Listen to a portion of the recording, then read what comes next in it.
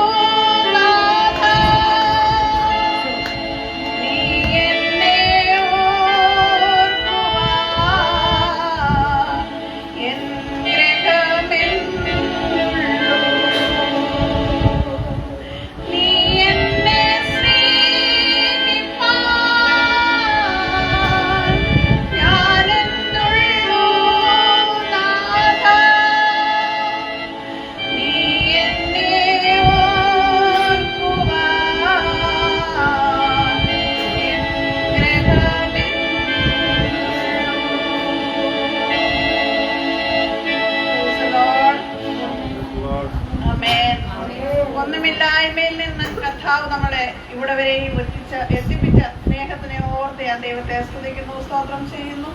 இதுவே இல்லாத இடத்திலிருந்து இவ்வளவு கர்த்தர் நமக்கு உதவி தந்திருக்கிறார். ദൈവത്തിന് നന്ദിയോടെ സ്തോത്രം ചെയ്യുന്നു, സ്തുതിക്കുന്നു. ദേവനുക്ക് നന്ദിയോടെ സ്തോത്രം ചെലുത്തുന്നു. കടന്നു വന്ന എല്ലാ ദൈവമക്കൾക്കും ഞങ്ങൾ കർത്താവായ യേശുക്രിസ്തുവിന്റെ നാമത്തിൽ സ്നേഹവന്ദനത്തെ അറിയിക്കുന്നു. வந்த அனைத்து தேவ மக்களுக்கும் தேவனுடைய நாமத்தில் எங்களை வாழ்த்துக்களை தெரியப்படுத்துகிறோம்.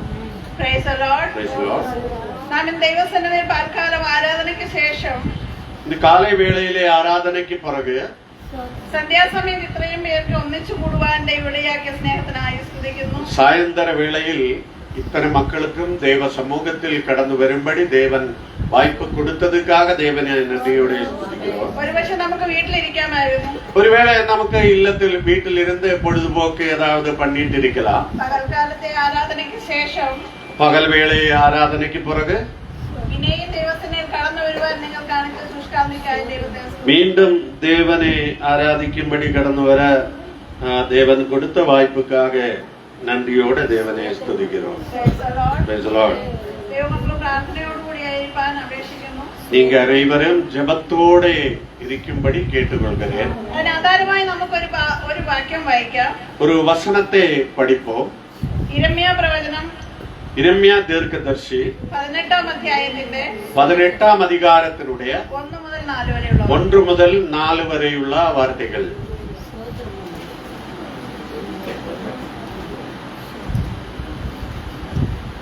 கர்த்தரால் எரேமியாவுக்கு உண்டான வசனம், நீ எழுந்து குயவனுடைய வீட்டுக்கு செல், அங்கே வார்த்தைகளை உனக்கு தெரிவிப்பேன் என்றார். என் வார்த்தைகளை நான் உனக்கு தெரிவிப்பேன் என்றார். அப்படியே நான் குயவன் வீட்டுக்கு போனேன். அப்படியே நான் குயவனுடைய வீட்டுக்கு போனேன். இதோ அவன் திரிகையிலே அவன் திரிகையினாலே படிந்து கொண்டிருந்தால் குயவன் வரைந்து கொண்டிருந்த மண்பானா அவன் கையில் இருந்தே கெட்டு போயிட்டு அது திருத்தமாய் செய்யும்படிக்கு தன் பார்வைக்கு சரியாக கண்டபடி குயவன் அதை திரும்ப வேறே பாண்டமாக வணைந்தான். Praise the Lord. திரும்ப குயவன் அது வேறே പാണ്ഡமாக பணிந்தார். നാം ഇവിടെ ഒരു കുശവനെയാണ് കാണുവാനിടയായത്. இங்கே நான் பார்க்கிறது ஒரு குயவனை பார்க்கிறேன். ഇരമ്യാ പ്രവാചകനെ കുറിച്ച് നാം പഠിക്കുമ്പോൾ ഇരമ്യാ ദീർഘദർശിയെ കുറിച്ച് പറ്റി നാം പഠിക്കുമ്പോൾ ഇരമ്യാവ് അമ്മയുടെ മുല കുടിക്കുന്ന സമയത്ത് കർത്താവിനെ വിളിച്ചു വേർതിരിച്ചവനാണ്. അമ്മയിൽ ഇരുന്ന് പാല് കുടിക്കുന്ന വേളയിലെ കർത്തർ അവനെ അழைத்தார். അങ്ങനെയിരിക്കുന്ന ഇരമ്യാവ് அப்படிப்பட்ட ஒரு தீர்க்கதரிசி വളരെ സങ്കടത്തിലായിത്തീരുന്നു. மிக பிரயாசங்கள் கஷ்டத்தில் வந்ததாக பார்க்கிறோம். ഇവിടെ നാം വായിച്ച വാക്യം இங்கே நாம் படித்ததான வார்த்தைகள் യഹോവയ്ക്ക് ഇരമ്യാവിനുണ്ടായ അരുളപ്പാടാണ് വായിച്ചത്. கர்த்தரிடத்தில் இருந்து ഇരമ്യാவுக்கு வந்ததான தீர்க்க தரிசனங்களை தான் நாம் பார்த்தது. കർത്താവ് ഇരമ്യാവിനെ കുറിച്ച് ഇങ്ങനെ അരുളപ്പാടുണ്ടാകാനുള്ള കാരണം നാം നോക്കിയാൽ தேவனால் ഇരമ്യാவுக்கு வந்த தீர்க்க தரிசனம் நாம் பார்க்கும்போது ഇതിന്റെ 15-ാം അധ്യായത്തിന്റെ இதனுடைய 15வது அதிகாரம்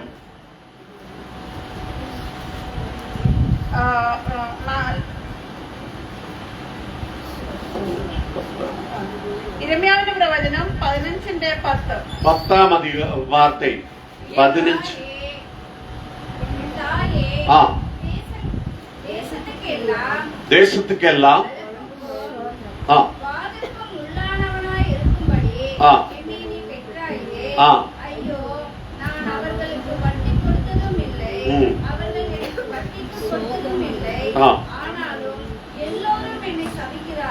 எல்லோரும் என்ன சபிக்கிறார்கள். நான் வட்டிக்கு வாங்கியும் இல்ல கொடுத்ததும் இல்ல, ஆனாலும் எல்லாரும் என்னை சபிக்கிறார்கள்.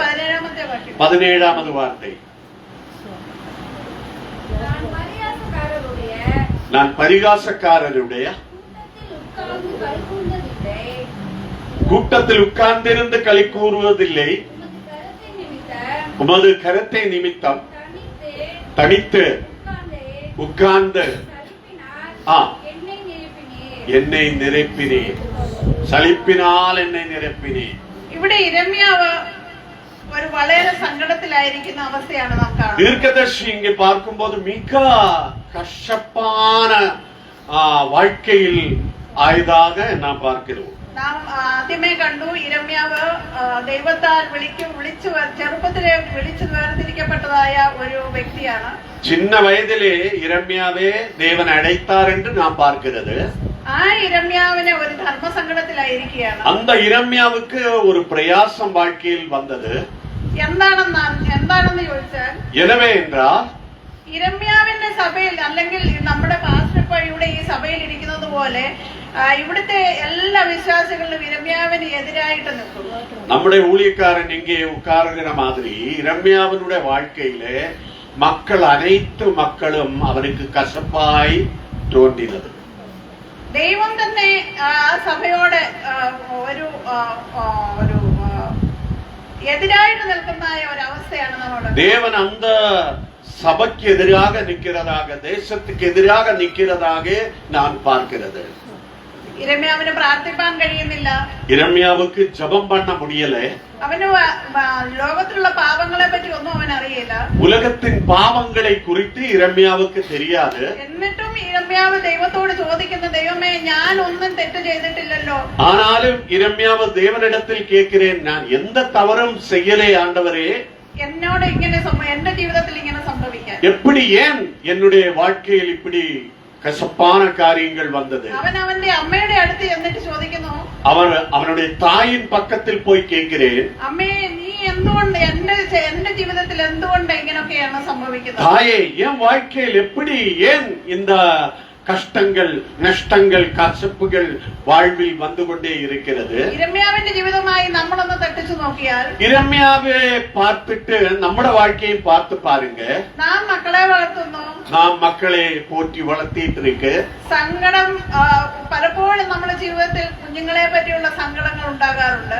പിള്ളേങ്ങളെ കുറിച്ചുള്ള അനേകமான വേദന നമ്മുടെ മനതിൽ அடிக்கடி வந்துட்டு இருக்கிறது. ഞാൻ ദൈവത്തോട് തന്നെ ചോദിക്കുന്ന ഒരു ചോദ്യമുണ്ട്, ദൈവമേ എന്തുകൊണ്ട് എന്റെ തലമുറ ഇങ്ങനെ വരുന്നു? அந்த வேளையில் நாம் தேவனிடத்தில் கேட்கிற கேள்வி இப்படித்தான், கடவுளே என் வாழ்க்கையில் எப்படி இந்த சோதனை வருகிறது? നാം വിശ്വാസ ജീവിതത്തിലായിരിക്കുമ്പോഴും നാം പലപ്പോഴും ദൈവത്തോട് ചോദിക്കുന്ന ഒരു ചോദ്യമാണിത്. விசுவாசி ஆயிருக்கிற வேளையில் கூட நாம் கடவுளிடத்தில் கேட்கப்படுகிறது இந்த கேள்விதான்.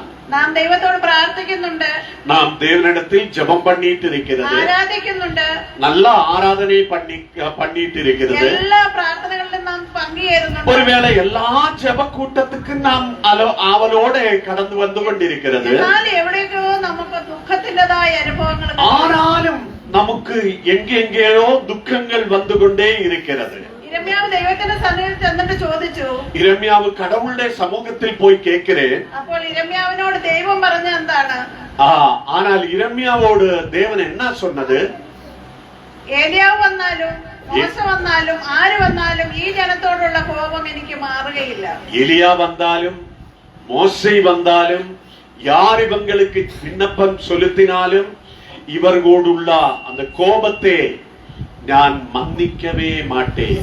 പലപ്പോഴും നാം പല വേളകളിൽ നാം പലരോടുമായി സുവിശേഷം പറയുന്നു, അനേകരിടത്തിൽ യേശുവെ പറ്റി സുവിശേഷം ചൊല്ലിക്കൊണ്ടിരിക്കുന്നത്, പല പ്രാവശ്യം അവരുടെ അടുത്ത് ചെല്ലുന്നു, അനേക വാട്ടി നാം அவங்க கிட்டத்தில் போய் தெய்வீக வார்த்தைகள் பேசுகிறது, അവർക്ക് വേണ്ടി പ്രാർത്ഥിക്കുന്നു, அவங்களுக்காக விண்ணப்பம் செலுத்திக் கொண்டிருக்கிறது. എന്നാലും അവർ പിന്നെയും വരുന്നില്ല ദൈവസന്നിധിയിൽ. ஆனாலும் எத்தனை பேரிடத்தில் நாம் ஊழியம் பண்ணி கடவுளுடைய சமூகத்தில் வா, உயிருள்ள தேவன் பரலோக வாழ்வு உனக்கு கிடைக்கும், மட்டுமல்ல நீ நினைக்கிறதான காரியங்களை வாக்கிய பண்ணி தர ஜீவனுள்ள ஒரு கடவுள் എന്ന് എത്ര വാട്ടി சொன்னாலும் നമ്മുടെ സമൂഹത്തിൽ വരമാട്ടെ അവര്. അപ്പോൾ നമുക്ക് തന്നെ ഒരു ബുദ്ധിമുട്ട്, ഒരു പ്രയാസം മനസ്സിലുണ്ടാകും. இவ்வளவு காரியங்கள் சொல்லிட்டும் வரலே, அந்த வேளையில் கூட ஒரு வேதனை നമ്മുടെ നെഞ്ചിൽ வரலாம். ഞാൻ ഇത്രയൊക്കെ അവരോട് സംസാരിച്ചിട്ടും ദൈവത്തിനെ പറ്റി ഇത്രയൊക്കെ പറഞ്ഞിട്ടും അവരുടെ സങ്കടങ്ങളിൽ നാം സഹിഷ്ണുത കാണിച്ചിട്ടും അവർ ദൈവസേനയിൽ കടന്നു വരുന്നില്ല. இவ்வளவு தெய்வீக வார்த்தைகளை கொடுத்து அவரை தேற்றி ஆற்றி ஆறுதல் படுத்தி கூட ஆலயத்தில் கடந்து வராத സോംബേരികളാക ഉட்கார்ந்திருக்கிறார். അതുപോലെ തന്നെ നമ്മുടെ തലമുറകൾക്ക് നമ്മൾ വിദ്യാഭ്യാസം കൊടുക്കുന്നു, നമ്മുടെ പിള്ളേർക്ക് നാം പഠിപ്പറിവുകളെ പകർന്നു കൊടുக்கிறேன், നല്ല കോളേജുകളിൽ പഠിപ്പിക്കുന്നു, നല്ല സ്കൂളുകളിലും കോളേജുകളിലും അവരെ പഠിക്ക വെച്ചിട്ട് നല്ല മാർക്കിൽ അവർ പാസ്സാകുന്നു, നല്ല മാർക്കിൽ അവര് പാസ്സായിട്ടേ ഇരിക്കുന്നത്. എന്നാൽ അവർക്ക് ഒരു നല്ലൊരു ഭാവി ലഭിക്കാതെ വണ്ണം ആയിരിക്കുമ്പോൾ നമ്മുടെ ഹൃദയത്തിൽ വളരെ വേദനയുണ്ട്. அப்படிப்பட்ட நிலையில் നമ്മുടെ മക്കൾ ഇരിക്കുമ്പോൾ നല്ല ഒരു வாழ்க்கை அமையலைன்னா നമ്മുടെ வாழ்வு, നമ്മുടെ മനസ്സ് എപ്പടി ഇരിക്കും? അപ്പൊ നമ്മുടെ കുഞ്ഞുങ്ങള് നമ്മോട് വന്ന് ചോദിക്കുന്നത് ഇങ്ങനെയായിരിക്കും, ഞാൻ ഇത്രയൊക്കെ ചെയ്യുന്നുണ്ട്, ദൈവസന്നിധിയിൽ പ്രാർത്ഥിക്കുന്നുണ്ട്, ബൈബിൾ വായിക്കുന്നുണ്ട്, ഞാനൊരു ദോഷവും ചെയ്യുന്നില്ല, ഞാനൊരു കൂട്ടുകാരുടെ കൂടെ വേണ്ടാത്ത കൂട്ടുകെട്ട് കൂടുന്നില്ല, പിന്നെയും എനിക്ക് എന്തുകൊണ്ടൊരു ഭാവി ഉണ്ടാകുന്നില്ല. ഒരുവേളെ നമ്മുടെ പിള്ളേങ്ങൾ கஷ்டங்கள், சோதனைகள், வேதனைகள், ஒரு வேலை வாய்ப்புகள் கிடைக்காமல் வரும்போது நமக்கிட்டே வந்து சொல்லுகிறது, எல்லா ஆராதனைக்கும் நான் போறேன், பைபிள் படிக்கிறேன், ஜெபிக்கிறேன், மற்ற பாபா பழக்கங்கள் என் வாழ்வில் இல்ல, ஆனால் கூட இப்படிப்பட்ட சோதனைகள், தடைகள், பிரச்சனைகள் ஏன் என் வாழ்க்கையில் வந்து கொண்டிருக்கிறது? ആ സമയത്ത് ഇരമ്യാവുമായി നാം തട്ടിച്ചു നോക്കുമ്പോൾ, அந்த வேளையில் ഇരമ്യാவை നാം பார்க்கும்போது 17ാമത്തെ വാക്യത്തിൽ ഇരമ്യാവ് പറയുന്നു, ഞാൻ കളിക്കുന്ന വെറുതെയുള്ള ആൾക്കാരുടെ കൂടെ കളിക്കാൻ പോയിട്ടില്ല, മറ്റുള്ള വേണ്ടതായ കൂട്ടുകെട്ടുകൾ ഒന്നും ചെയ്തിട്ടില്ല, എങ്കിലും എന്റെ ജീവിതത്തിൽ വന്ന് സംഭവിക്കുന്നത് ഇങ്ങനെയാണെന്നുണ്ടെങ്കിൽ ഞാൻ മുന്നോട്ട് എങ്ങനെ പോകും? 17ാമത് വാർത്തയെ പഠിക്കുമ്പോൾ ഞാൻ ദുർമാർഗനുടെ ആലോചനയിലും നടക്കലേ, പോകലേ, ഇരിക്കലേ, ഉட்காரலே, அப்படிப்பட்ட வாழ்க்கை என் வாழ்வில் இருந்துட்டு கூட என் வாழ்க்கையில் இப்படிப்பட்ட சோதனைகளா? അപ്പോൾ ദൈവമായ കർത്താവ് ഇരമ്യാവിനോട് സംസാരിച്ചതാണ്, നീ കുശവന്റെ ഭവനത്തിലേക്ക് ചെല്ലുക. அந்த வேளையில் அப்படி இருக்கும்போது ഇരമ്യാവേ எங்கே அனுப்புறேன்? குயவனுடைய வீட்டுக்கு அனுப்புறேன், நீ குயவனுடைய வீட்டிலே പോയി பார்க்க சொல்லுகிறேன். ഇവിടെ നാം ഇരമ്യാവിനെയും കാണുന്നു, മറുവശത്തെ ഒരു കുശവനെയും കാണുന്നു. ഒരു പക്കത്തിൽ ഇരമ്യാവെ பார்க்கிறேன், മറുപക്കത്തിൽ കുയവനെയും பார்க்கிறேன். എന്തുകൊണ്ടായിരിക്കും കർത്താവ് ദൈവം കുശവന്റെ ഭവനത്തിലേക്ക് ഇരമ്യാവിനെ പറഞ്ഞുവിടാൻ കാരണം? ஏன் இந்த இரம்யாவே குயவனுடைய வீட்டுக்கு அனுப்பினது? അവനെ വചനം പഠിപ്പിക്കുവാൻ, அவனை வார்த்தைகளை கற்றுக் கொடுக்கிறதுக்காக அங்கே அனுப்பினார். എവിടെയാണോ അവൻ മുറിവേറ്റിരിക്കുന്നത് അവിടുന്ന് അവനെ മനസ്സിലാക്കുവാൻ, எங்கே காயப்பட்டிருக்கிறதோ அந்த காயங்களை ஆற்றும்படி அவனை புரிய வைக்கணும். அதுக்காக குயவனுடைய வீட்டில் அவனை அனுப்பி வைத்தார். നാം ഇരമ്യ പ്രവാചകന്റെ പുസ്തകം 15:1 മുതൽ 5 വരെ ഒന്ന് വായിക്കുക. 15ஆம் அதிகாரம் 1 to 5 வரையுள்ள வார்த்தைகளை படிப்போம். கர்த்தர் என்னை பார்த்து, மோசேயும் சாமுவேலும் என் முகத்துக்கு முன்பாக நின்றாலும் என் மனம் இந்த ஜனங்களுக்கு பட்சமாய் சாராது. இப்படி இவர் என்னுடைய முகத்தை விட்டு புறப்பட்டு போகும்படி இவரை புறத்து விடு. எங்கே புறப்பட்டு போகும்?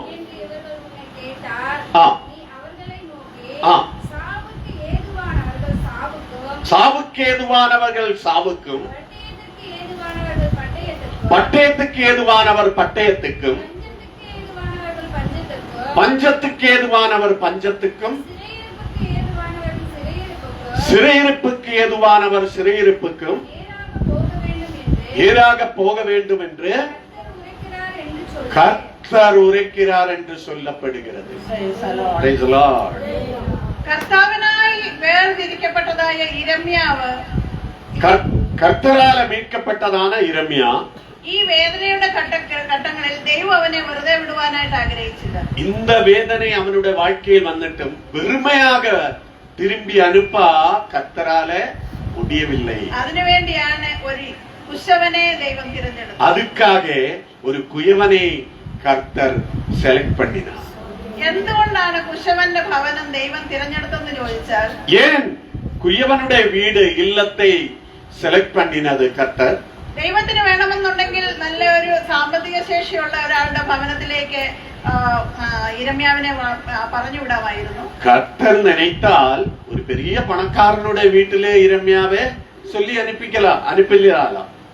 കാരണം ദൈവത്തോട് ഏറ്റവും അടുത്തിരിക്കുന്ന മനുഷ്യനാണ്, ദൈവത്തിന് ഇഷ്ടപ്പെട്ട ഒരു മനുഷ്യനാണ് നാം അവിടെ കാണുന്നത് ഇരമ്യാവ്. ഇരമ്യ ദേവനുക്ക് പ്രിയமான ഒരു മനുഷ്യൻ. എന്നാൽ ഇരമ്യാവിന്റെ ഹൃദയത്തിൻ്റെതായ അവസ്ഥ അറിഞ്ഞ് ദൈവമായ കർത്താവ് എന്താണ് ചിന്തിച്ചത്? ഇവനെ വചനത്തിലേക്ക് തിരിച്ചു കൊണ്ടുവരണം, വചനത്തിലേക്ക് ഉറപ്പിക്കണം. അതിനുവേണ്ടി ഈ കുശവന്റെ ഭവനത്തിലേക്ക് അവനെ പറഞ്ഞുവിടുകയാണ്. இப்போது இருக்கிற இரம்யாவினுடைய நிலைமையை மாறணும், அவனுடைய வேதனை மாறணும், கவலை மாறணும், சந்தேகம் மாறணும். அப்போதான் இவன் என் மேலே அதிகமாய் பிரியமாய் இருப்பார். அப்போ இவனை அனுப்ப வேண்டியது ஒரு கோடீஸ்வரனுடைய இல்லத்தில் அல்ல, ஒரு குயவனுடைய இல்லத்திலே இவனை அனுப்ப வேண்டும். ஏன்? அங்கிருந்து இவன் தெய்வீக வார்த்தைகளே കற்றுകൊള്ള മുടിയും. ഇരമ്യാവിനെ ഈ കുശവന്റെ ഭവനത്തിലേക്ക് വിടുന്നതായ സമയത്ത് നാം ഒന്ന് നമ്മളെ തന്നെ ഒന്ന് ചിന്തിച്ചു നോക്കുക. ഇരമ്യാവെ കുയവനുടെ ഇല്ലത്തിലേക്ക് അനുപ്പുற அந்த കാര്യം നാം നമ്മെ அந்த ഒരു വേളയെ பார்த்து நினைத்து பாருங்க. ഇരമ്യാവെ പോലെയുള്ള പല സഹോദരങ്ങളും അല്ലെങ്കിൽ പല ദൈവദാസന്മാരും അതുപോലെയുള്ള ആൾക്കാര് ഉഴന്നു നടക്കുന്ന സമയത്ത് നമുക്കുള്ളതായ ഭവനത്തിലേക്ക് ആ ഇരമ്യാവെന്ന മനുഷ്യനെ അല്ലെങ്കിൽ അതുപോലെയുള്ള ഒരു മനുഷ്യനെ കൊള്ളാൻ അല്ലെങ്കിൽ അവരെ ചേർത്ത് കൊള്ളുവാൻ നമുക്ക് മനസ്സുണ്ടോ എന്ന് നാം ചിന്തിക്കണം. ഇരമ്യാവെ മാതിരിയുള്ള ഒരു മനുഷ്യൻ സുത്തിത്തിരിയും போது அவனை அரவணைக்கிறதுக்கு நமக்கு മനസ്സിരിക്കാം. எத்தனையோ பேர் ஊழியக்காரர்கள் விசுவாசிகள் அநேக விசுவாசிகள் பின்மாறிட்டே இருக்கிறது. அநேக ஊழியக்காரர் பல இக்கட்டான நிலைமைகளில் ஈடுபட்டு திரும்பி வர முடியாத அளவுக்கு பின் சென்று கொண்டே இருக்கிறது.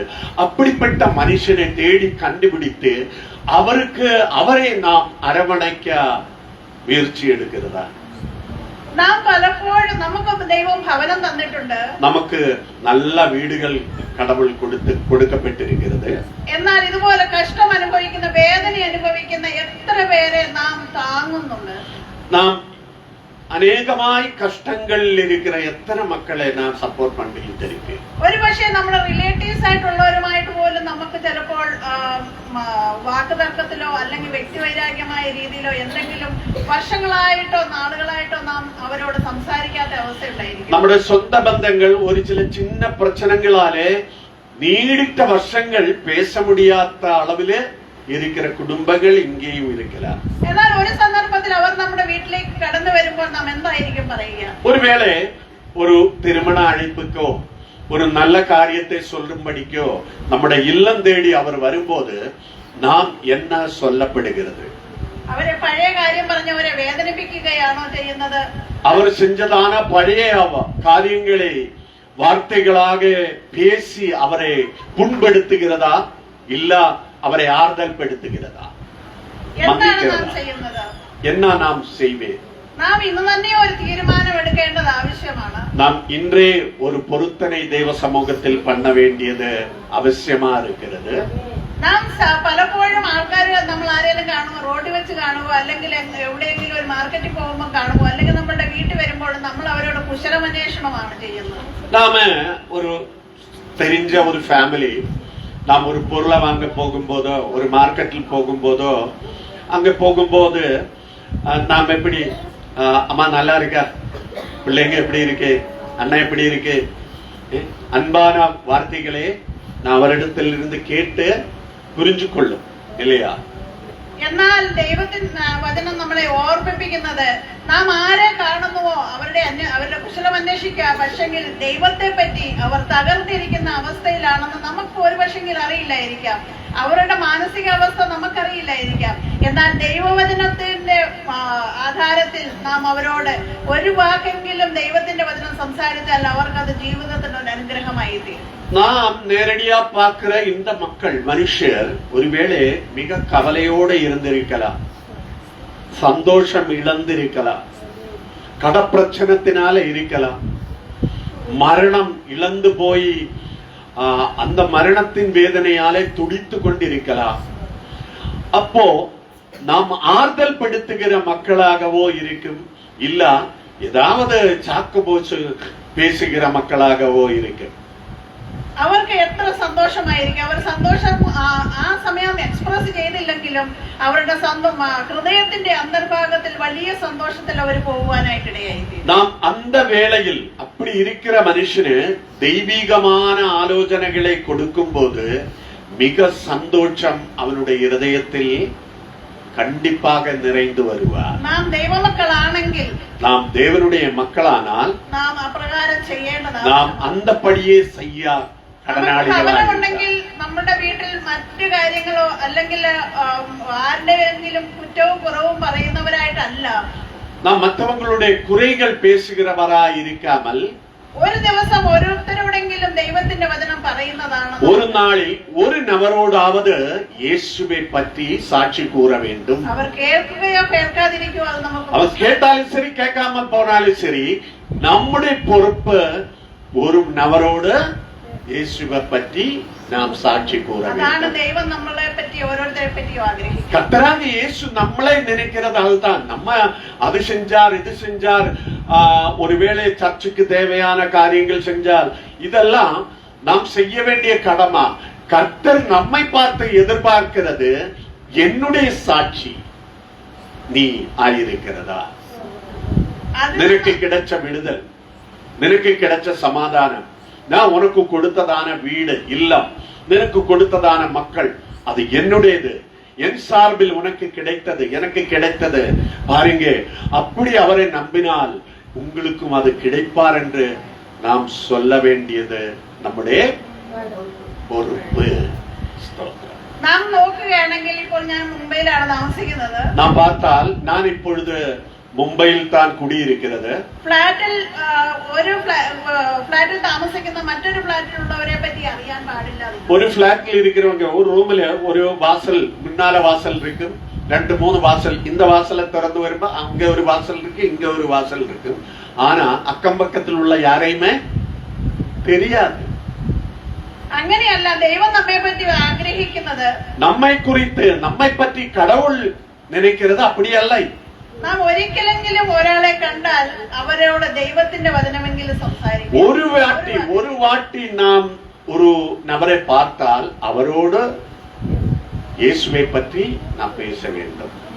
ഇവിടെ നാം കാണുന്നു യിരെമ്യാവിനെ ദൈവം, இங்கே நாம் பார்க்கிறேன் യെരമ്യാவை கடவுள் ഒരു പോട്ടറിന്റെ അടുത്തേക്ക് പറഞ്ഞു വിടും.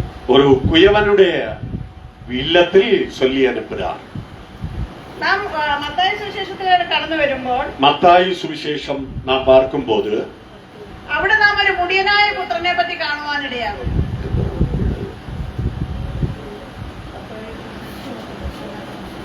മത്തായി 16 ഒരു കെട്ടകുമാരനെ നാം അങ്ങേ பார்க்கிறேன். അവിടെ നാം കാണുന്നു അവൻ എല്ലാം ഉപേക്ഷിച്ച് അപ്പന്റെ എല്ലാ സ്വത്ത് മേടിച്ച് അവൻ വേറൊരു ഒരു കൂട്ടുകാരും ഒത്തിച്ച് അവൻ വെളിയിൽ പോകുന്ന ഒരു അവസ്ഥ കാണുന്നു. അപ്പനുடைய അവന് കിടക്ക വേണ്ടിയ എല്ലാ സ്വത്തും അപ്പൻ കയ്യിലിരുന്ന് വാങ്ങിയിട്ട് അവൻ കടന്നു പോയി. എന്നാൽ അവൻ ചില നാളുകൾക്ക് ശേഷം, നമുക്കറിയാവുന്ന ഒരു സംഗതിയാണ്, അവൻക്ക് ചില നാളുകൾക്ക് ശേഷം അവനെ എല്ലാം നഷ്ടമായിട്ട് അവൻ തിരിച്ചു വരുന്നതായ ഒരു അവസ്ഥ. അവൻ പട്ടണത്തിൽ കടന്നു ചെன்று പാപ വഴിയിൽ ഒപ്പാന് நண்பர்களை கிடைத்தார். கையிலே ஆஸ்தி அந்தஸ்து எல்லாமே முடிந்து விட்டது. எல்லாம் செலவழிச்சார். எதுவும் இல்லாம, சாப்பாடு இல்லாம தவித்து கொண்டிருந்த வேளையில் ആ അപ്പൻ പറഞ്ഞില്ല, നീ എന്തിനിങ്ങോട്ട് വന്നോ, നിനക്ക് ഇവിടെ ഒരു ചാൻസും ഇല്ല, നീ എല്ലാം വാങ്ങിയിട്ട് പോയതല്ലേ. ഒരു ലോകപ്രകാരമുള്ള ഒരു പിതാവാണെന്നുണ്ടെങ്കിൽ അങ്ങനെ സംസാരിക്കുമായിരുന്നു. എല്ലാം முடிந்து விட்ட போது அவன் நினைக்கிறேன், என் அப்பாவோட இல்லத்தில் எத்தனை வேலைக்காரர் சாப்பிட்டுட்டு வேஸ்டா சாப்பாடு கொட்டுகிறது, அதாவது சாப்பிடலாம் என்று நினைத்த அப்பங்கிட்ட வந்தார். அவனை அன்போடு அப்பன் அரவணைத்தார். நீங்க வர வேண்டாம், நீ என் வீட்டில் ஏற வேண்டாம், நீ என் மகன் அல்லன்னு அவர் சொல்ல கிடையாது. ദൈവത്തിന് സ്തോത്രം, ദൈവനിക്ക് മഹിമേ. അവനെ ചേർത്തുകൊള്ളുവാൻ ദൈവത്തിന് അല്ലെങ്കിൽ അവന്റെ അപ്പന് ഹിതം തോന്നി. அவனை அன்போடு அரவணைக்க அந்த அப்பாவுக்கு മനസ്സിറങ്ങിனார். ഇനി നമ്മൾക്ക് കുശവന്റെ ഭവനത്തിലേക്കൊന്ന് പോകാം. ഇനി നമുക്ക് കുശവനുடைய இல்லத்தில் கடந்து செல்லுவோம். യിരെമ്യാവ് കുശവന്റെ ഭവനത്തിലേക്ക് ചെന്നു. യിരെമ്യാ കുശവനുடைய இல்லത്തിൽ போயிட்டா. കുശവൻ എന്ത് ചെയ്യുകയായിരുന്നു? കുയവൻ എന്നാ பண்ணிட்டு இருந்தார்? 18ന്റെ 3-4 വാക്യങ്ങളിൽ 18னுடைய 3-4 வார்த்தைகளை படிப்போம். அப்படியே நான் குயவன் வீட்டுக்கு போனேன், இதோ அவன் திரிகையினாலே பணிந்து கொண்டிருந்தாள்.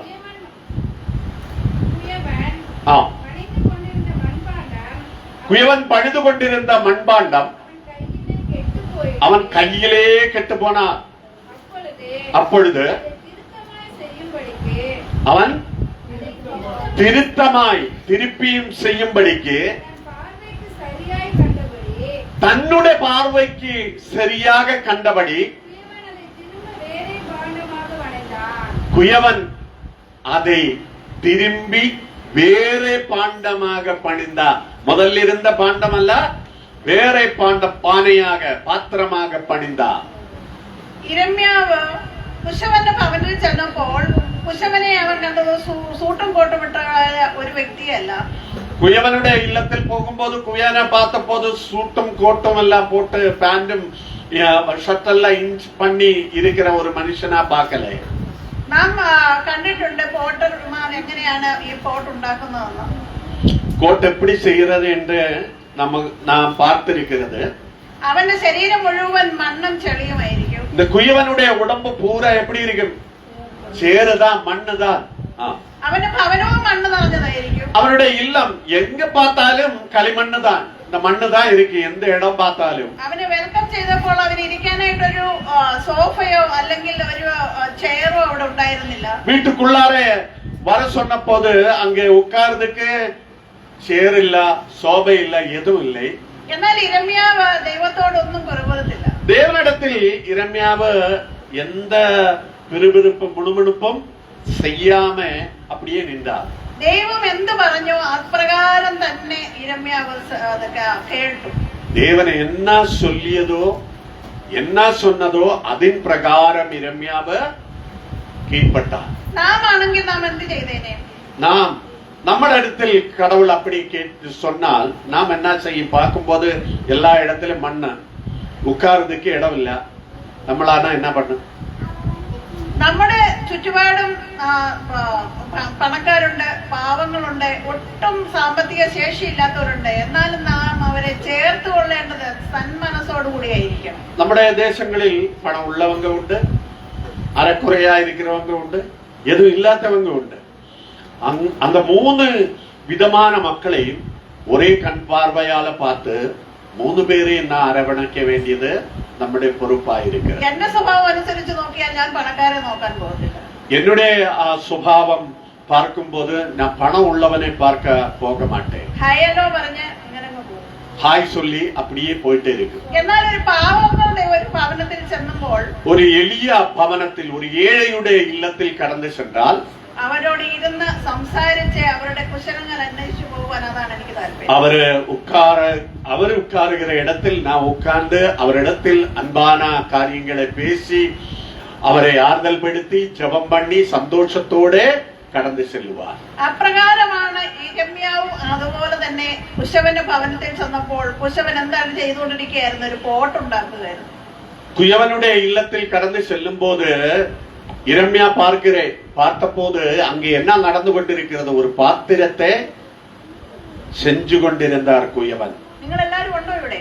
நீங்க எல்லாரும் இருக்கா? Praise the Lord. Hallelujah. Amen. வாயை திறந்து தேவனை ஸ்துதிக்க வேண்டும். Praise the Lord. ഈ കുശവന്റെ കയ്യിൽ ഒരു മൺപാത്രം അവൻ ഉണ്ടാക്കിക്കൊണ്ടിരിക്കുമ്പോൾ അവന്റെ ശ്രദ്ധ മുഴുവൻ ആ ഉണ്ടാക്കുന്നതായ പാത്രത്തിലായിരുന്നു. இந்த குயவன் நம்ம ஒரு பொருள் உண்டாக்கும் போது நம்மட விஷன் எங்கே இருக்கு? அந்த பொருள்ல. அப்போ அந்த மண்பாண்டம் உண்டாக்குற அந்த குயவன் யிரெம்யாவை பார்க்கல, அக்கம் பக்கத்துல எதுவும் பார்க்கல. அந்த மண்பாண்டம் எப்படி செய்யணும் அது மட்டும்தான் அவனுடைய விஷன். മലയാളത്തിൽ ഇങ്ങനെ ഒരു പാട്ടുണ്ട്. മലയാളത്തിൽ இப்படி ഒരു പാടലുണ്ട്. കുശവന്റെ കയ്യിൽ കളിമണ്ണു പോൽ തന്നിടുന്നു എന്നെ തൃക്കരങ്ങളിൽ. കുശവന്റെ കയ്യിൽ കളിമണ്ണു പോൽ തന്നിടുന്നു എന്നെ തൃക്കരങ്ങളിൽ. കരഞ്ഞിടണമേ വാർത്തെടുക്കണേ ദിവ്യഗീതം പോലെ ഏഴയാമെന്നെ. കരഞ്ഞിടണമേ വാർത്തെടുക്കണേ ദിവ്യഗീതം പോലെ ഏഴയാമെന്നെ. Praise the Lord. നാം കുശവന്റെ കയ്യിലെ ഒരു കളിമണ്ണാണ്. കുയവനുடைய കയ്യിലെ മൺപാണ്ഡമായിരിക്കുന്നതെന്നാ ദൈവസന്നിധിയിൽ നമ്മെ അങ്ങനെ തന്നെ അങ്ങ് ഏൽപ്പിച്ചു കൊടുക്കുക. ദേവനുடைய സമൂഹത്തിൽ വരുമ്പോഴും അയ്യാ ഞാൻ എതുമില്ലാത്തവൻ സമൂഹത്തിലേ ഞാൻ കടന്നു വന്നിരിக்கிறேன் എന്ന് சொல்லப்பட வேண்டும். മുഴുവനായി ദൈവസന്നിധിയിൽ സമർപ്പിക്കുക. നമ്മയെ നാം ദൈവ സമൂഹത്തിൽ ഒപ്പുകൊടുക്ക വേണം. ദൈവത്തിന് എന്തെങ്കിലും പ്രവർത്തിക്കണമെന്നുണ്ടെങ്കിൽ നാം ദൈവസന്നിധിയിൽ ഏൽപ്പിച്ചു കൊടുത്തേ മതിയാകും. தேவனுக்கு ஏதாவது நம்மை பற்றி செய்ய வேண்டுமானால் நம்மை தேவனுக்கு ஒப்பு கொடுக்க வேண்டும். ദൈവം നമ്മളെ പണിയിട്ടതല്ലേ. தேவன் നമ്മളെ செஞ்செடுப்பார். ഇവിടെ കുശവൻ പണിതുകൊണ്ടിരുന്നതായ ആ മൺപാത്രം, இங்கே குயவன் செஞ்சு கொண்டிருந்ததாவது அந்த மண்பாண்டம் അത് അവന്റെ കയ്യിൽ നിന്ന് നഷ്ടപ്പെട്ടു പോയി. നഷ്ടപ്പെട്ടു പോയെന്ന് പറഞ്ഞാൽ അത് പൊട്ടിപ്പോയി. அது நொறுங்கி போச்சு, அது உடைந்து போச்சு அந்த மண்பாண்டம். എന്നാൽ കുശവൻ അവിടെ പിറുപിറുത്തില്ല. குயவன் அங்கே கவலைப்படவில்லை, எதுவும் மினுமினுக்காதே அப்படியே இருந்தார். കുശവൻ ഒരു കലാകാരനാണ്. കുയവൻ ഒരു വ്യത്യാസமான ഒരു ഒരു ഒരു ആർട്ടിസ്റ്റ്. ഓക്കെ. ആ കുശവൻ അറിയാം ഇത് പൊട്ടിപ്പോയാലും പിന്നെയും ഞാൻ അതുപോലെ തന്നെ ഒരു പാത്രം അത് എനിക്കുണ്ടാകും. എത്ര വാട്ടി ഉടൈந்து പോനാലും നൊറുങ്ങി പോനാലും വെവ്വേറെയാക செய்ய அவரால முடியும். അപ്രകാരം തന്നെ കുശവൻ സങ്കടപ്പെടാതെ വേദനിക്കാതെ, അല്ലെങ്കിൽ അയ്യോ എനിക്കിങ്ങനെ സംഭവിച്ചല്ലോ, ഈ മൺപാത്രം ഞാൻ എത്ര കഷ്ടപ്പെട്ടാണ് ഉണ്ടാക്കിയത്, ഇതിനിയും പിന്നെയും അത്രയും സമയമെടുത്ത് ചെയ്യണമല്ലോ എന്ന് വിചാരിച്ച് അവൻ അതിനെ എടുത്ത് കളഞ്ഞില്ല. கவலைப்படாமல் அந்த மண்பாண்டத்தை அவன் வீசியடிக்கல, அவன் திருப்பி அதை வேற ஒரு மண்பாண்டமாக பணிந்து கொண்டார். അവനത് വേറൊരു പാത്രമാക്കി നല്ല സൗന്ദര്യമുള്ള ഒരു പാത്രമാക്കി അവൻ അത് ഉണ്ടാക്കിയെടുക്കാനിടയായി. நல்ல அழகான ஒரு பாத்திரமாக அவன் செஞ்செடுத்தார். നമ്മുടെ ജീവിതത്തിൽ നമുക്ക് എന്തെങ്കിലും ഒരു ബുദ്ധിമുട്ട് വരുമ്പോൾ നാം ദൈവത്തിന്റെ സന്നിധിയിൽ പെറുപെറുക്കരുത്. നമ്മുടെ வாழ்விலும் ஏதாவது கஷ்டங்கள் நஷ்டங்கள் வரும்போதும் தேவ சமூகத்தில் முணுமுணுக்காம இருக்க வேண்டும். നമ്മൾ ലോകത്തിൽ ജീവിക്കുമ്പോൾ നമുക്ക് കഷ്ടമുണ്ട്, നഷ്ടമുണ്ട്, വേദനയുണ്ട്, ബുദ്ധിമുട്ടുണ്ട്, പ്രയാസമുണ്ട്, എല്ലാം ഉണ്ട്. இந்த உலகத்தில் மனிதனாய் வாழும்போது கஷ்டங்கள் உண்டு, வேதனையுண்டு, நோய்கள் உண்டு, துன்பங்கள் உண்டு, துயரங்கள் உண்டு. அனைத்து வாழ்வில் வர வேண்டிய காரியங்களும் നമ്മുടെ வாழ்க்கையில் ആണെന്നുണ്ടെങ്കിൽ അതെല്ലാം എടുത്ത് കളഞ്ഞു പോട്ടെ, എനിക്കിനിയും വേണ്ട എന്ന് വിചാരിക്കും. நாமானா இதெல்லாம் போகட்டும், இதெல்லாம் எனக்கு நீ தேவையில்லைன்னு சொல்லப்படுவது. എന്നാൽ കുശവൻ അത് ക്ഷമയോടുകൂടെ ഒരു നല്ല മൺപാത്രമാക്കി എടുക്കുവാനിടയായി. குயவன் அது நொறுங்கி போன அந்த மண்ணை எடுத்து, உடைந்து போன மண்ணை எடுத்து திருப்பியும் நிதானமா உட்கார்ந்து புது பாத்திரமாக. ഇതിൽ നിന്നും ദൈവം ഇരമ്യാവിനെ എന്താണ് പഠിപ്പിച്ചത്? இதிலிருந்து கடவுள் என்ன இரம்யாவை சொல்லிக் கொடுத்திருப்பாரா? இல்ல பாடம் மாதிரி அவனை கற்றுக் கொடுத்திருக்கலாம். ദൈവം ഇരമ്യാവിനെ പറഞ്ഞല്ലോ, ചെറുപ്പം മുതലേ അവൻ അമ്മയുടെ മുല കുടിക്കുമ്പോൾ തന്നെ ദൈവം അവനെ തിരഞ്ഞെടുത്തതാണ്. சின்ன வயதிலே தேவனை தாயின் கருவிலே அவனை தெரிந்து கொண்டார். അവൻ വലിയ ഒരു ഇസ്രായേലിന്റെ ഒരു പ്രവാചകനാണ്. ഒരു பெரிய தீர்க்கதரிசி, இஸ்ரவேலினுடைய பெரிய தீர்க்கதரிசி தான் ഇരമ്യാ. ഇരമ്യാ പ്രവചനം നാം വായിക്കുമ്പോൾ 18-ാം അധ്യായം വരെ അവൻ ദൈവത്തോട് ഇങ്ങനെ സംസാരിക്കുന്നതായിട്ട് കാണാൻ. 18 அதிகாரங்களிலும் படிக்கும்போது தேவனிடத்தில் அவன் பேசுகிறதான காரியங்களை நாம் ഈ பார்க்கிறோம். 18-ാം അധ്യായം കഴിഞ്ഞു കഴിഞ്ഞാൽ നാം കാണുന്നില്ല ഇരമ്യാവ് ദൈവത്തോട് ഇങ്ങനെ സംസാരിക്കുന്നതോ അല്ലെങ്കിൽ ദൈവം അവനോട് ഈ രീതിയിൽ നീ പോകണമെന്ന് പറയുന്നതോ കാണുന്നില്ല. 18ஆம் அதிகாரம் முடிந்து விட்டால் அதுக்கு பிறகு தேவனிடத்தில் பேசுகிறதோ தேவன் அவனிடத்தில் பேசுகிறதோ நாம் காணவில்லை. ഈ പോട്ടറുടേതായ ഈ ഭവനത്തിൽ വിടുമ്പോൾ ദൈവം അവനെ ഒന്ന് മെനഞ്ഞെടുക്കുവാൻ, അവനെ ഒന്ന് പഠിപ്പിക്കുവാൻ വേണ്ടിയാണ് വിട്ടതെന്നുള്ളത് ഇരമ്യാവിന് ബോധ്യമായി. குயவனுடைய இல்லத்தில் அவனை அனுப்பும் போது இரம்யாவுக்கு நல்லா புரிஞ்சது, என்னை பாடம் கற்றுக் கொடுக்க கடவுள் என்னை அனுப்பி இருக்கிறார் என்று. നമ്മുടെ ജീവിതത്തിലും അതുപോലെ തന്നെ വേദനകളുടെ സമയത്ത് ചെറിയ അല്പമായ ഒരു ബുദ്ധിമുട്ട് വരുമ്പോൾ നാം ദൈവത്തോട് ചെന്ന് ചോദിക്കും, ദൈവമേ എന്റെ ജീവിതത്തിൽ എന്തുകൊണ്ടാണ് ഇങ്ങനെ സംഭവിച്ചത്? നമ്മുടെ வாழ்விலும் சின்ன சின்னதான கஷ்டங்கள், வேதனைகள், சோதனைகள் வரும்போது தேவனிடத்தில் நாமும் கேள்வியை கேட்கிற ഒരു സ്വഭാവം നമുക്കും ഉണ്ട്. ദൈവവചനത്തിൽ ഇങ്ങനെ വായിക്കുന്നു, കഷ്ടം സഹിച്ചാൽ കൂടെ വാഴാം.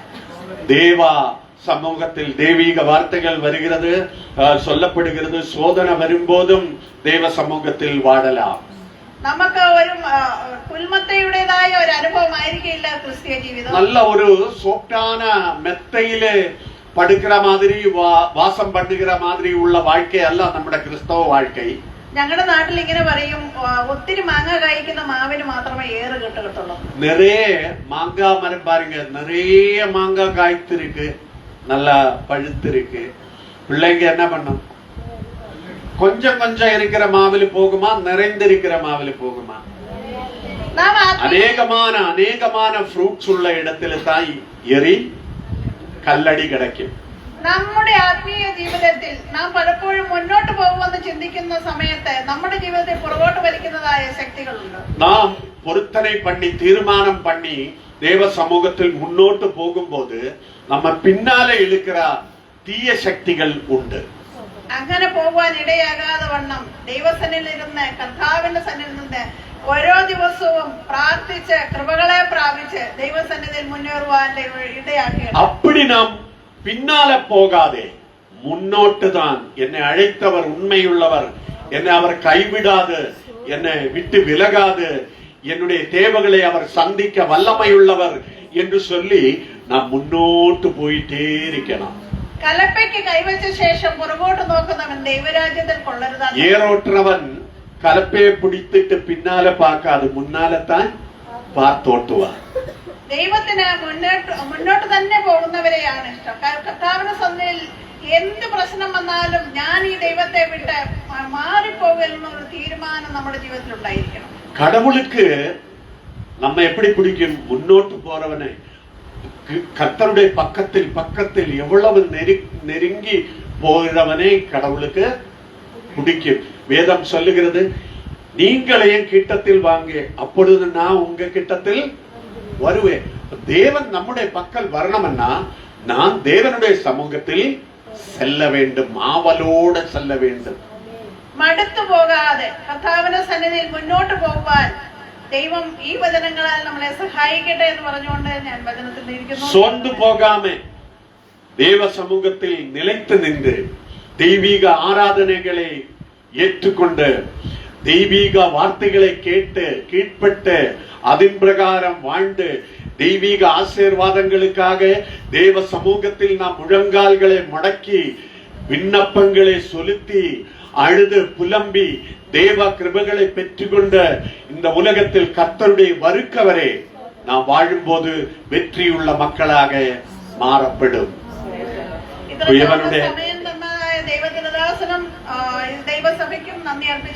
இவ்வளவு நேரம் தெய்வீக வார்த்தைகளை பேசும்படி எனக்கு சமயத்தை ஆயத்தப்படுத்திய கர்த்தருடைய தாசனும் குடும்பத்துக்கும் சபைக்கும் என்னுடைய அன்பின் வார்த்தைகளை வாழ்த்துக்களை தெரிவித்துக் கொண்டு நான் உட்காருகிறேன். எங்களை நினைத்து ஜெபம் பண்ணுங்க. கர்த்தர் நம்மை ஆசீர்வதிப்பாராக. ஆமென்.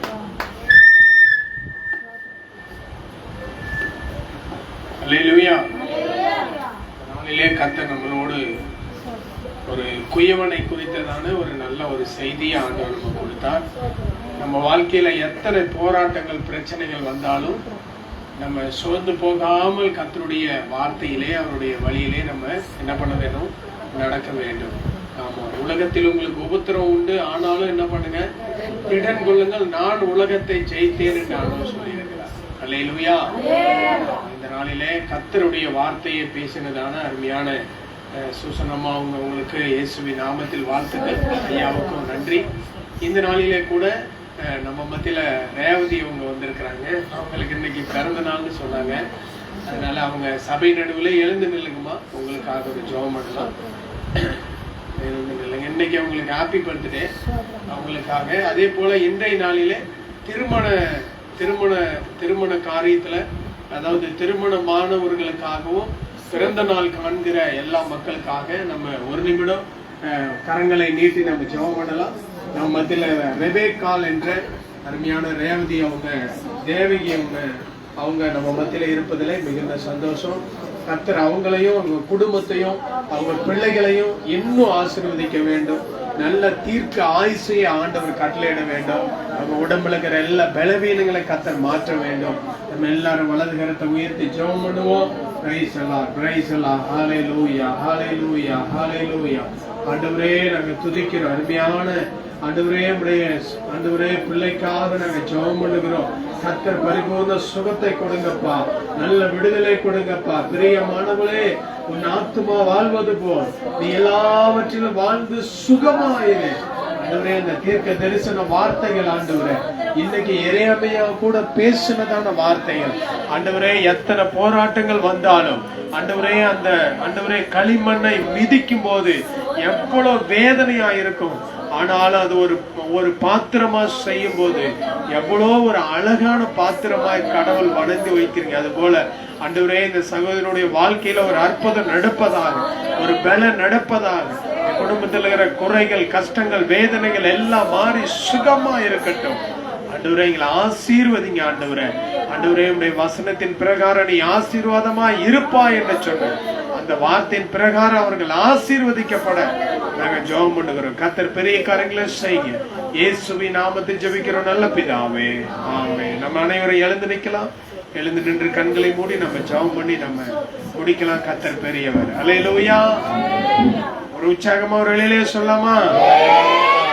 கண்களை மூடலாம். இந்த நாளிலே ஆண்டவர் நம் மத்தியிலே கொண்டு வந்த ஊழியக்காரர்களையும் ஊழியக்கார அம்மாவையும் அதே போல வந்திருக்கிற உங்களையும் கர்த்தர் ஆசீர்வதிப்பாராக. இந்த நாளிலே கூட ஆண்டவர் உண்மையாகவே நம்மளோடு சில நிமிடங்கள் ஆண்டவர் நம்மளோடு பேசினார். அவர் வார்த்தை நம்மளோடு பேசப்பட்டது. வலது கரத்தை உயர்த்தி ஆண்டவர் நம்மளை ஒப்பு கொடுக்கலாம். ஆண்டவரே, இந்த நல்ல வேலைக்காய் நன்றி. எங்களோடு நீங்க இடைப்பட்டதுக்காய் ஸ்தோத்திரம். எங்களோடு பேசினதுக்காய் ஸ்தோத்திரம். ஆண்டவரே, தாயாரோடு நம்முடைய வார்த்தை ஊழியக்காரருடைய ஆண்டவரே வாயிலிருந்து வந்த வார்த்தைகளுக்காய் ஸ்தோத்திரம். எரேமியாவை ஆசீர்வதித்து போல எங்களையும் ஆசீர்வதியும், எங்களையும் வணைந்து கொள்ள மாட்டவரே. அப்பா, எங்களையும் ஆண்டவருடைய வார்த்தையினாலே, வசனத்தினாலே, வேதத்தினாலே ஆண்டவரே எங்களை வணைந்து நீங்க ஆசீர்வதிங்க. அப்பா, தெய்வீக கரம் எங்கள் ஒவ்வொருவரையும் நிரப்பணத்துக்காய் நன்றி. ஓ ஹalleluya, ஹalleluya. ரகா ஷகா தீமா ரபாலா. வந்திருக்கிற ஒவ்வொரு பிள்ளைகள் மேலே விசேஷத்த வல்லமை இறங்குவதாக, பலன் இறங்குவதாக, பலவீனங்கள் மாறுவதாக. கர்த்தருடைய சுகத்தை கொடுத்ததுக்காக நன்றி ஆண்டவர். பலத்தை கொடுத்ததுக்காக ஸ்தோத்திரம். வயதானவர்களுக்காக ஜெபிக்கிறோம். எல்லா வயதானவருடைய முழங்கால்கள் ஆண்டவரே, மூட்டு வலிகள், நரம்பு வலிகள், தச வலிகள் மாறுவதாக. வாலிப பிள்ளைகளுக்காக ஜெபிக்கிறோம். வாலிப தம்பி தங்கச்சிங்களுக்காக ஜெபிக்கிறோம். சிறு பிள்ளைகளுக்காக ஜெபிக்கிறோம். எல்லாரையும் கர்த்தர் பலப்படுத்துங்க. படிக்கிற பிள்ளைகளுக்கு நல்ல ஞானத்தை கொடுங்க. வேலைக்கு போகிறவர்களுக்கு நல்ல வேலையை கட்டளையிடுங்க.